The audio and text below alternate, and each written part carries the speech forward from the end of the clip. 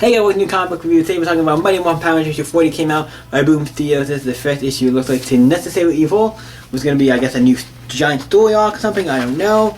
But this is the first issue for the new series. And this one is a little bit longer of an issue. They did extend this issue because it's like a special issue. It's like, hey, the Beyond the Grid stuff is gone. All the Beyond the Grid stuff was great. It was a cool little arc. Like, felt like I kept away from this, but I'm like, the book's been good, even though didn't have any Power Rangers in it, so it's weird to call it that. But what happens in issue 4? It starts off with it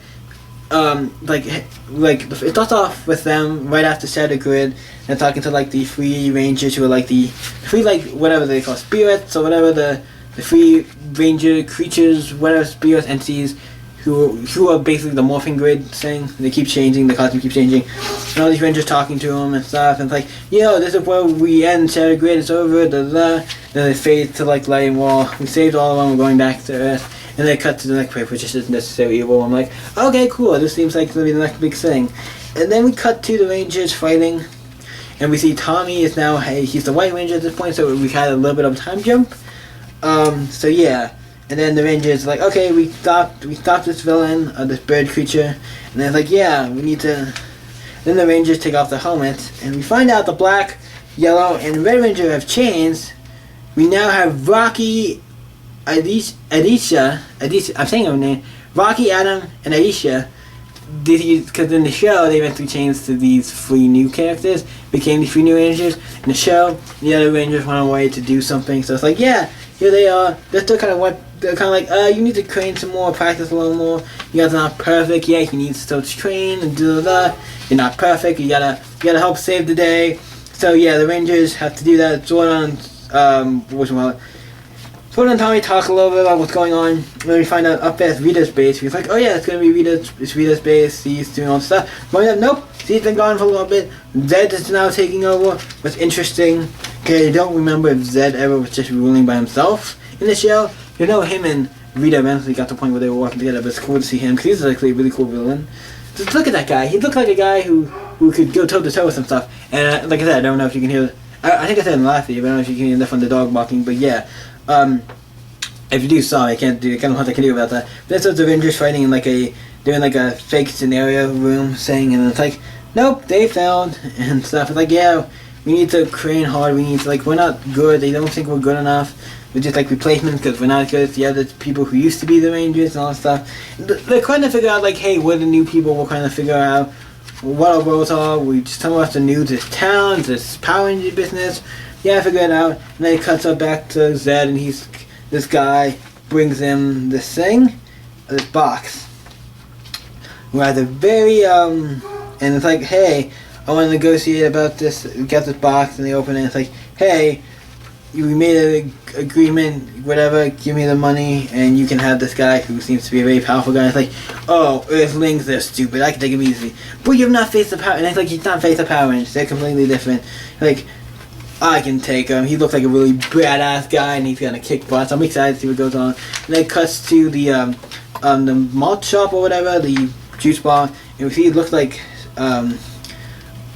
Skull has a girlfriend, what's interesting, and we have Bulk. So they're still in the scene with Ernie and everything. And Ernie, we find out that Tommy had taken over the karate class since Jason was left. So all the kids still have a karate class. I'm like, oh, that's nice. And Tommy leaves because, yeah, there's a lot of stuff going on. I need to go. And then because they're getting a call from the other 3 Rangers, the 3 original Rangers, Zach, Taina. I'm forgetting. Why am I forgetting your name? And then Jason, yeah. The 3 original Rangers who left, and they find out, yeah, hey, how's all this time? How are you doing with your at a peace? How are you guys doing at a peace summit and all that stuff? It's like, great. Sorry, the stuff's a little bad. Then we turn to the next page, and then with a Ranger costume. So are they really in a peace lesson? Probably not. It's actually cool because they probably, if they never showed the peace lesson, this could actually fit very well. Because I don't know in the show. I know some of the Rangers, I think Jason came back for when Power Rangers Zero came out. He was the black special gold ranger, whatever, black gold ranger. So some characters came back with one of those things from yeah, this hero is great. This show is this comic is great, and I don't know in the show if they ever showed these 3 Red Rangers ever came back, whatever the case may be for the show. If they didn't, that's kind of an interesting thing. Hey, this is what these 3 characters were, and now they were at the peace. We said in the show they were at this peace ceremony and all that stuff, and they're doing fine. But technically, now this is what actually happened. They were actually like they're being cool rangers or something and doing all kinds of shit. I'm like, yeah, they look like we all for something. This book is great. You should read it. I'm putting it into my rating for Power Rangers 40. You already know what it is. It's a 10. I love this book. This book's starting off strong. And this book, it's one of the books for the most part. It gets 10s on the board.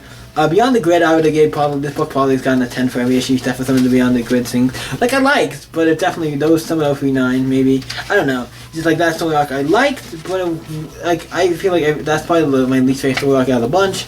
It was still, like, super good. It was, like, almost, it's probably a 10 as well.